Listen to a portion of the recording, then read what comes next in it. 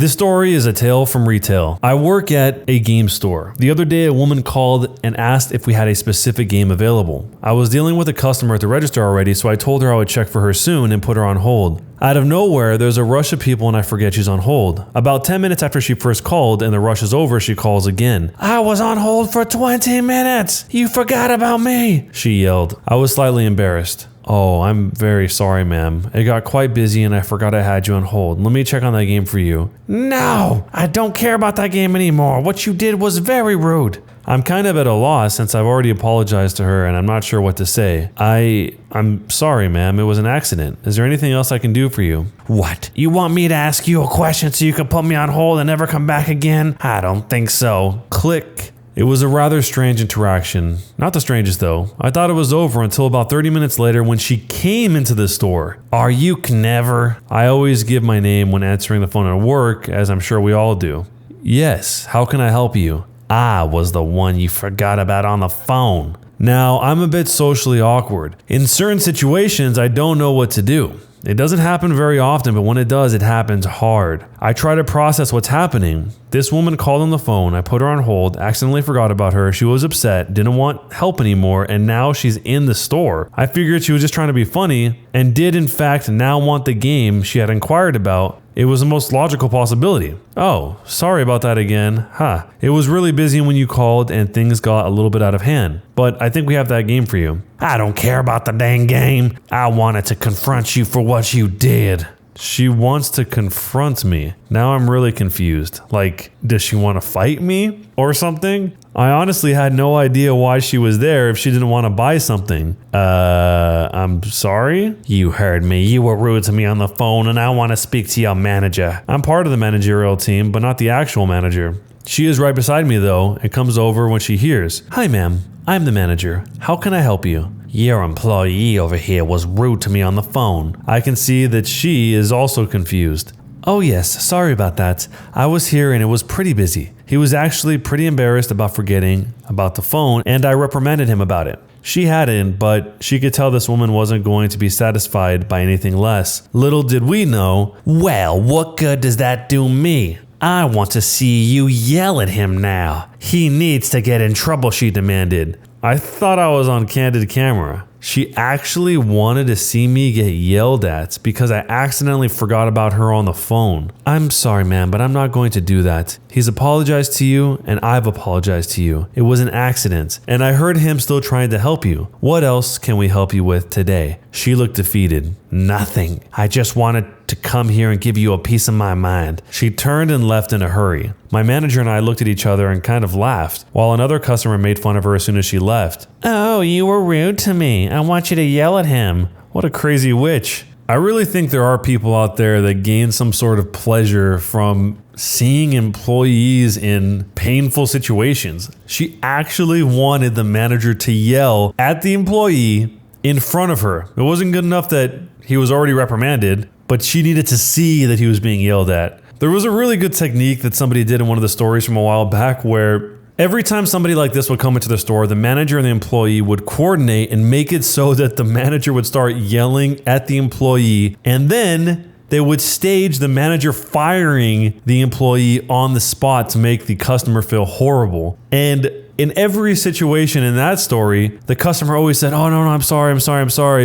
Please don't fire them. I didn't mean it. It's not that big of a deal. But I have a feeling that this person who wanted the manager to yell at the employee in front of her would just be happy about that. They'll go, "Yeah, you get fired. Get out of here." I'll try and find a link to that story if you guys haven't already seen it. But let me know what you think. In this situation, what would you do? And jerk or not a jerk? Am I the jerk for kicking a friend out of my house for what she said? Earlier today, I had 2 friends over to watch a game and catch up as social distancing rules eased up a bit in my area. We're all women in our early 30s. One friend, let's call her A, has had a very tough couple of years. She lost her husband last year. He was on deployment when he passed away, and tragedy struck again when her 6-year-old son passed away from cancer a few months ago. Needless to say, she was and still is devastated. And this was the first time she felt like hanging out since the loss of her son. My other friend, let's call her B, is very traditional and religious. And while friend A and myself are not religious at all, our differing views have never been an issue, and we've gone along just fine with friend B because we met her 4 to 5 years ago. Friend B has brought up what she believes are the benefits of religion to us a few times in the past, but always dropped the subject when we weren't responsive to it. Neither friend A nor I ever held any ill feelings towards her about this, as she wasn't too pushy with her beliefs. On to the situation that took place today. We were listening to friend A pour her heart out and doing our best to console her while being a shoulder to cry on. Friend A, through tears, said, "I don't know what I did wrong in my life to deserve to lose my husband and my son." Instantly, friend B exclaimed, "Well, I can tell you that. You didn't allow God and the Bible into your life, so God punished you for that. Can you blame him?"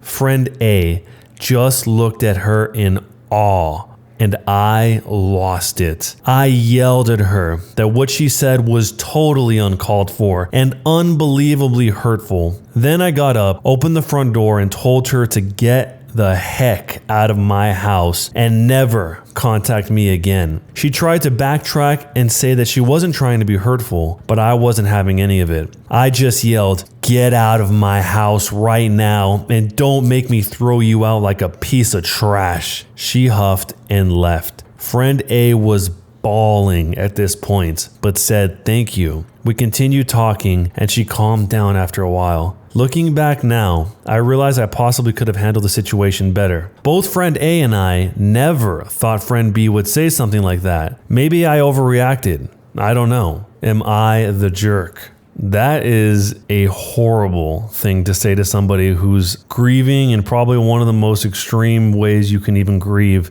To lose your child and also your husband in such a short period of time, that doesn't help. If you wanted to bring up the idea of religion in some way, there are a bunch of ways you can maybe do it, maybe as a way to help them through it. But to say that she deserved to lose her husband and her child because she didn't let God into her life is probably the worst possible way to get somebody interested in whatever religion you have. I mean, what did she think was going to happen? She was going to slap her forehead and go, "Oh, I'm such a dummy. I guess I should have let God into my life. Then I wouldn't have lost my child and my husband. Now I know. I feel much better."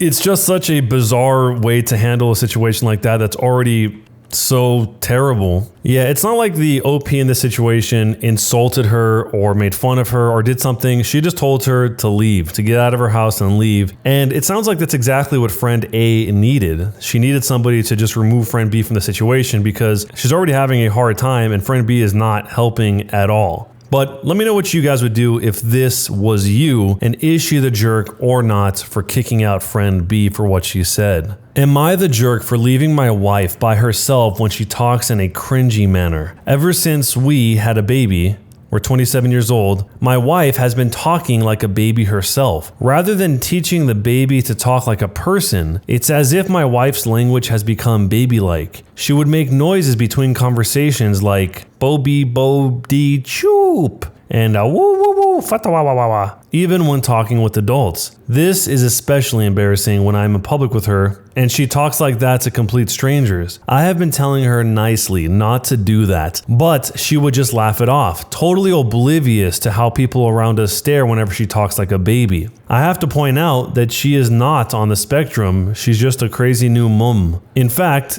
too crazy sometimes. It was a day off for us when we have my parents babysitting the baby and we finally have some time to ourselves. We went out for dinner and she's done it again, talking to the waiter something like this. "Yippee, thanks, yeah ha ha ha, oi oi oi oi oi oi, by the way, can you give us an extra plate for this?" The waiter stared at her as if she was mentally challenged and I rolled my eyes and told her, "I am taking a break today. I don't need another baby who cannot even talk properly to look after. Please excuse me." Then I left the restaurant without her. I don't know what occurred to me, but I probably shouldn't have done that. But I guess I just kind of snapped.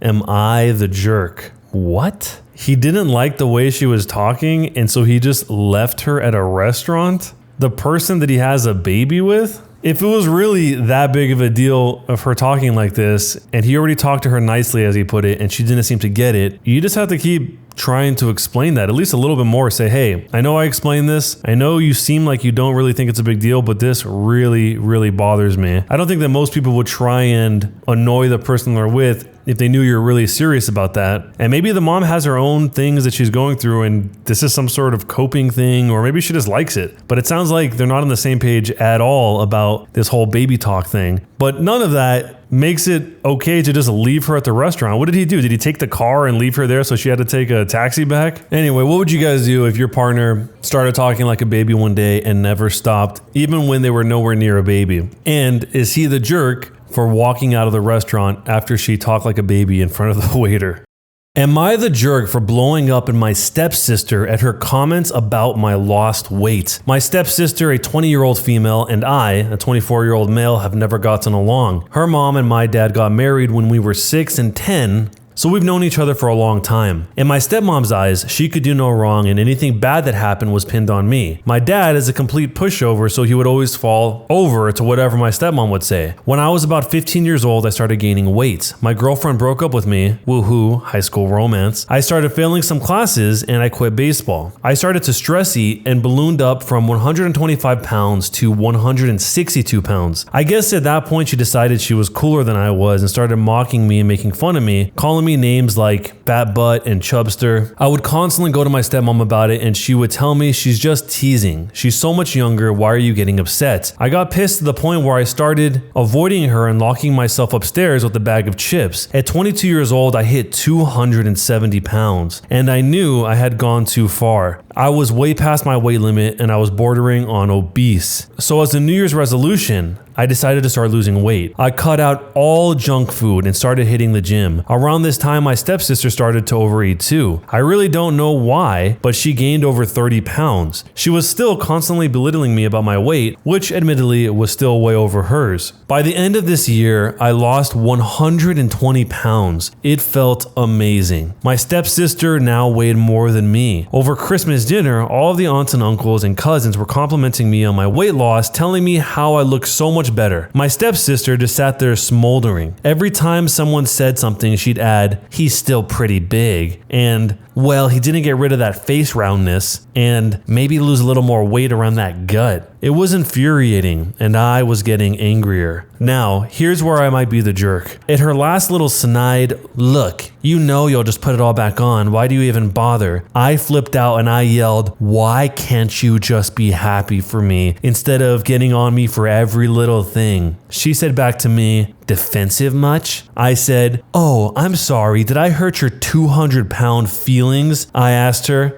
I probably should have stopped there, but I kept going. "You're calling me a fat butt? Look at your plate. You've eaten half the table, fatty." She started crying and left the table. My stepmom screamed at me saying, just because I was insecure, I can't take it out on everyone. I said, "Oh, now you're talking. Not in the past 10 years of constant fatty and lard and porker have you stopped her." "But you're way older," she whined. I left the table and went home. I woke up to 1,000 messages from my stepmom, my dad, and my stepsister. They were saying I wasn't welcome to their house until I apologized. I'm not going to. Am I the jerk? It's the classic tale of somebody dishing it but not being able to take it. From the way he tells it, it seems like he was holding it back for a very, very long time until the point that he just couldn't contain it anymore. And now that he finally has made some huge progress by losing 120 pounds, he probably couldn't handle the hypocrisy of it all for a moment longer. It's just weird that somebody would make these sort of comments about somebody else, but then not be okay if somebody makes them back to you. And I'm assuming it's because maybe he said it in a more hurtful way, or maybe they think because he's older that he should take it and that because she's younger she shouldn't, or maybe it's based on the gender. I don't know, but for whatever reason the family all seems to think that it's okay if the daughter, his stepsister, does it, but it's not okay if he does it when she's done it for years and he's only done this once from what he says here. It is really weird that the stepmom is calling him insecure at the end of this all because he's made huge improvements to his own health and his own life, and she has to throw that in there at the last second. It seems like the stepmom herself maybe has some resentment to the son, the OP here. But let me know what you guys think. What would you do if this was you? And is he the jerk or not for blowing up at his stepsister at her comments about his weight loss? Am I the jerk because I ate more than my share of a 6-foot party sub last night? What I thought would be a total non-issue has ballooned into a huge problem, and I'm up at 7 a.m. dealing with it. I figured while I wait for a text, I could post here to see if what I did was really that bad. There's no way around it. I love to eat, which probably borders on addiction, but I figure since I'm only hurting myself, it's better just to live my life. I have some great friends, and although there is no doubt that I'm the harmless, funny, token fat guy of the otherwise pretty good looking group, I guess that sets the stage enough. Last night my friend hosted UFC, and I was invited. He got a 6-foot party sub. I brought homemade wings that are sort of my specialty. Well, of course, people flocked to the food, and I had basically one serving of the sandwich, but people devoured my wings and I didn't get to have a single one, which is totally fine. That's why I brought them. But maybe an hour later, I was starving. I kept eyeing the sandwich, and I'd say there was about 3 feet of it left. I waited an hour, and then I waited another half hour, and no one had touched it. They were still munching on chips and pretzels and whatnot, so I was like, screw it.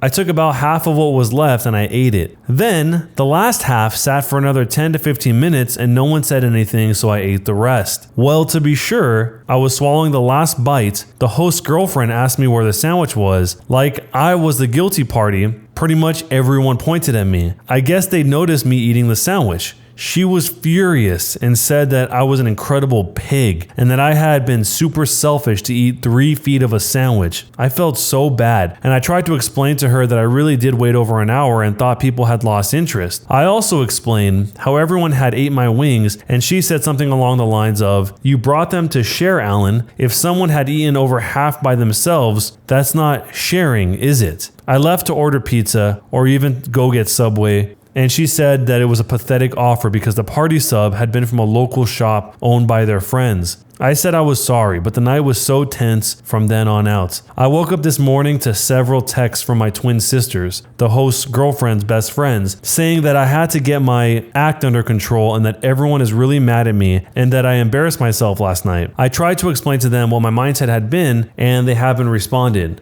Was I the jerk for eating that much of the sandwich last night? I mean, in this case, the guy should have just said, is anyone else going to have any more? If not, I'll finish it. I think that everyone that was watching me eat the sandwich probably thought there was no way he could eat 3 feet of the sandwich because, as he says later on in one of the comments, that this party sub is from a local place, so it's 1.5 times the width of a regular sub. But all that would have been cleared up if you just said, hey, is anyone else going to have any more of the sub? Even if you didn't say that when it's still 3 feet, when there was 1.5 feet remaining, he could have said that and avoided all of this trouble. I think that bringing up the fact that people ate his wings is probably not going to be the thing to get people on your side, though. Someone pointed out something that's actually worth considering. The fact that the sister texted him in this way makes it seem like him eating way more than his share is a common occurrence. Eating 3 to 4 feet of a sandwich may have just been the final straw. And then they say that OP should take this as the wake-up call that his food addiction is not as harmless as he thinks it is. Someone else also pointed out that those type of 6-foot-long subs cost over $100, so he ate more than $50 worth of a sub sandwich by himself. Which maybe nobody would have cared if he just would have brought it up and say, hey, is somebody going to eat this? Because having somebody eat it is always better than letting the food go to waste if they were going to throw it out or they weren't going to save it for leftovers or something. But let me know what you guys think. Was he the jerk or not for eating half of this 6-foot party sub? And what would you do if you were in this situation?